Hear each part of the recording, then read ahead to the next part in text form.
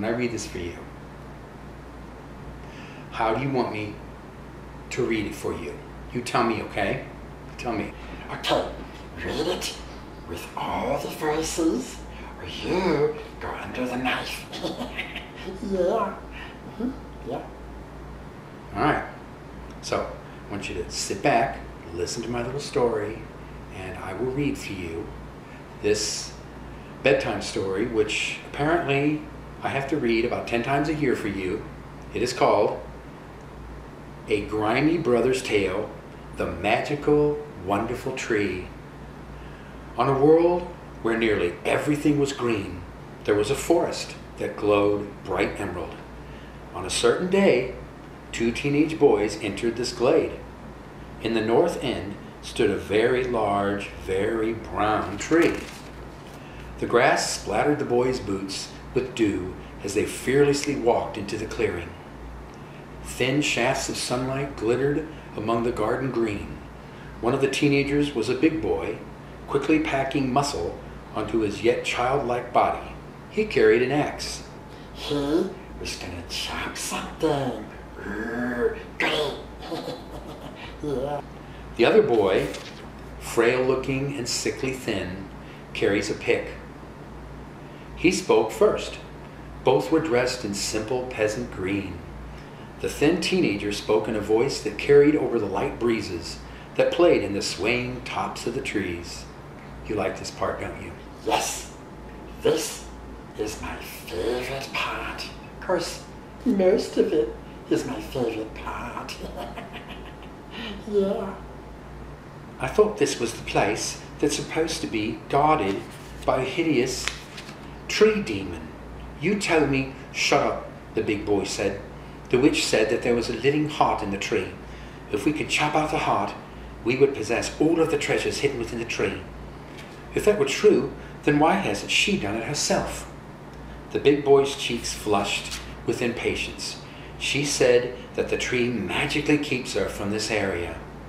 She guaranteed me, and she swore on her life as a pledge, that if she ever came here, then the tree would crush out her heart in a moment of time with no remorse. I think these 2 little boys need to be disciplined and tortured and all kinds of things. They're very bad, and they come here and they do very bad things. Which tree do you think it is? Look, the big boy exclaimed, pointing. I'll bet this one here is it. They both, wrongly attracted to its differentness from the other trees, approached it deliberately, slowly. They tried to take in the foaming evil that they could almost see rolling out of its gray heart, perhaps even taste it in the crisp air. Having once laid eyes upon it, you would quickly exclude any other tree of being this kind of living evil. The tree is not evil. No, not evil. Beautiful tree. It's not evil? All right. The bark jutted out rudely from some of the brown and gray branches. You know, I've read this so many times, you could actually read it to me. Why don't you do that sometimes? Because you're old and stupid and have nothing better to do. That's why. All right. Some limbs, nearly devoid of bark, were ivory white, but large strips of cracked ancient bark were hanging loosely there also. Many of its branches and smaller capillaries were littered around its trunk and the base of the great tree. Thick, obscene-looking gray-green veins of roots broke the ground, and a few looped back into the loam and anchored the imprisoned tree to the earth. Let's chop it, the big boy said, leading them to stand directly beneath its mighty swaying branches. It almost seems like, began the skinny boy, chuckling anxiously, like it has a face. You think that's funny, don't you? Those 2 stupid boys are gonna really get it now, and I'm glad. Kill 'em. Shut your gob, you puss, the big boy said as he shouldered the axe and prepared to swing at the base with all of his might. Yeah, you know what happens next, right? Because it is a totally cool tree. That's right. Okay. Then everything changed. In one instant, a great roaring tumult of shattered and snapping logs and branches and twigs rose to splatter the boys' 4 eardrums. They both dropped their tools to cover their ears. Too little, too late. Blood trickled thinly between their fingers. The pain was mighty. Their ears rang. Yeah, what are you gonna say something? It is so totally funny. It is. Okay. Bye. When they looked up, they saw doom staring into their faces. They shrieked while their sanity fled and hid. They both stained the front of their pantaloons brown. That's not funny. A stretched, splintered face hung above them. It quivered like a puppet master would make a puppet shiver when it wanted to express unhinged evil. It seared them with its gaze. They knew in 1 second they had never seen this before, what they now saw in its eyes. You have only one, but no one had ever looked at them with such wrath, such contempt, such unbridled, unmitigated, shrieking, blood-soaked murder. A hideous delight shone on its face. It had found something more to kill, perhaps. The boys attempted to shriek louder, but could not. Out of the tree, made entirely of torn or shattered sharp shanks of its own tree self, mere inches from the tops of their heads, was a face that was stretched from trying to maintain its visage from sheer force. You like that tree, don't you? Because it is a totally cool tree. That's right. Okay. The demon that had displaced the spirit that inhabited the once kind heart of all trees was forcing the tree to communicate in ways it was never meant to express. The boys attempted to shriek louder and failed. Excuse me. I know you get very excited at that part, but please don't knock the book off onto the floor. I'm very sorry for knocking over the book. Did you get so pissy? It's like it didn't cost you anything. I stole it from a store. So what? Anyway, read me some more. You will get a knife. Yeah, because I love this story. Except the ending. It's horrible. Okay, great. And failed. Its jaws and teeth and the wooden sinews of its face cracked and threw splinters into their faces as it spoke. The boys attempted to shriek louder. What's this picture here? Is it like little sticks sliding out and slamming these little kids in their faces? I hope the tree does something to them. It's like I love this story so much that it's like I've never heard it before. I love it so. Its voice, and it was inevitable that this thing that looked so untree-like would speak, thundered through the boys' bodies like hot shockwaves in solid bass notes. They desperately tried to shriek until their brains exploded, but the impossible thing above them kept persisting on being there. "We can't have all this bloody screaming, now can we?" spoke the face of the tree, shooting little spears into their faces. They didn't blink. They didn't care. "You'll bring the rest of those rat-bagged villages here before I need them. It's groping branches. It's not funny."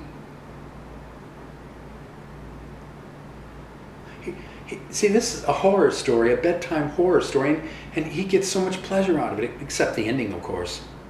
Oh, its groping branches shattered their teeth as it searched for something within their mouths. Both tongues were ripped out before they even knew that their teeth had been broken through. They still tried to scream, but only stood in place, quivering with the force of their attempts. A great branch in the form of a Y came coolly snaking from behind its trunk and easily lifted the skinny boy into the air. Cradled by his neck in the Y branch, he hung to the side of the tree. You like that, don't you? Mm. It creaked its neck to look at the skinny boy, but spoke to the fat one. You will not believe the ease with which I shall dispose of your companion, fat boy. Know two things. One, the death of the skinny boy will only be sudden for my immediate pleasure and your amazement. Two, the length of time I will torture your baby body fat will be legendary, even by my standards. When the villagers find the profanity I have accomplished, of course, finding drying strips of you in my branches won't hurt either. They will run from this glade, filling their pantaloons, and will be too afraid to ever come here again. You're here, so no doubt you've been told about the living heart that lives within me and keeps me alive. The witch who told you this is actually my slave. The tree spoke softly, almost maternally, to the boys. She probably told you some nonsense about riches untold that I'm supposed to have somewhere here. He took her, didn't he? You like that, don't you? That witch is totally stupid. Yeah.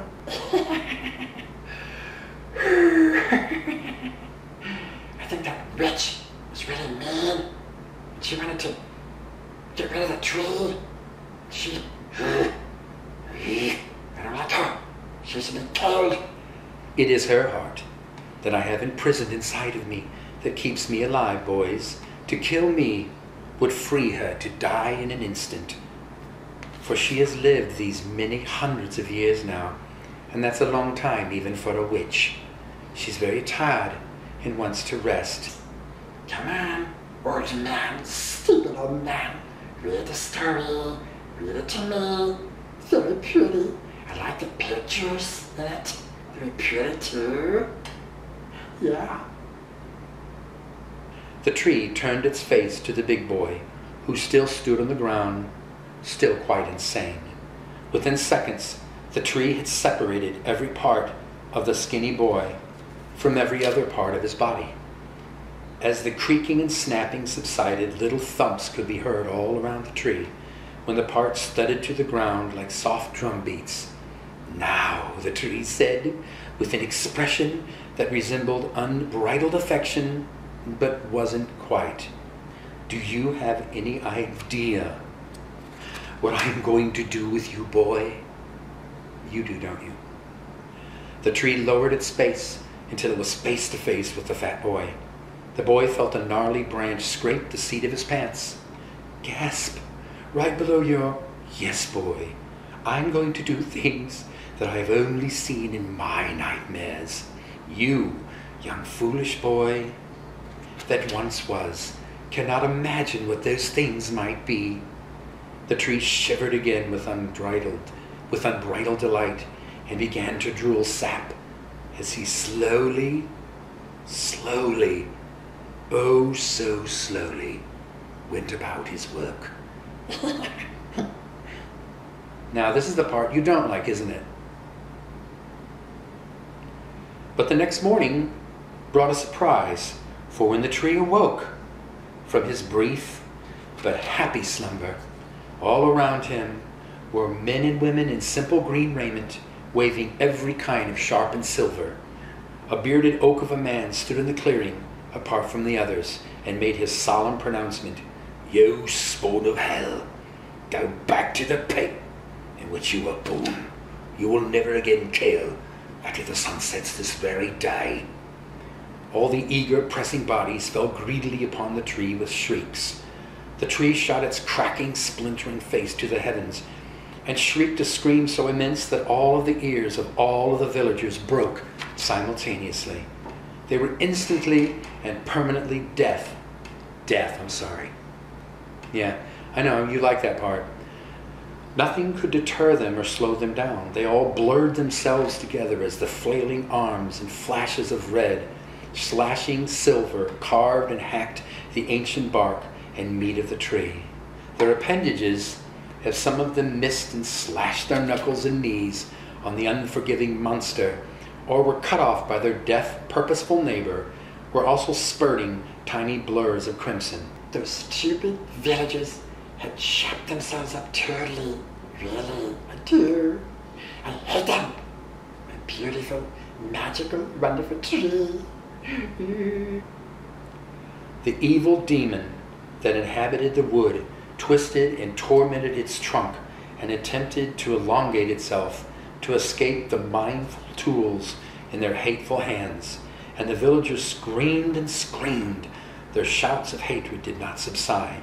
Some wept in their single purpose. Before many hours had elapsed, they found a gray, beating heart, which they burned on the spot. The tree became firewood, then it became kindling, then it became single chips before they stopped. It's sad to you, isn't it? And many weeks after, when every root had been pulled up and burned in the clearing, the villagers salted the entire area and had their shaman pray a protective chant for their eternal protection, and they were satisfied.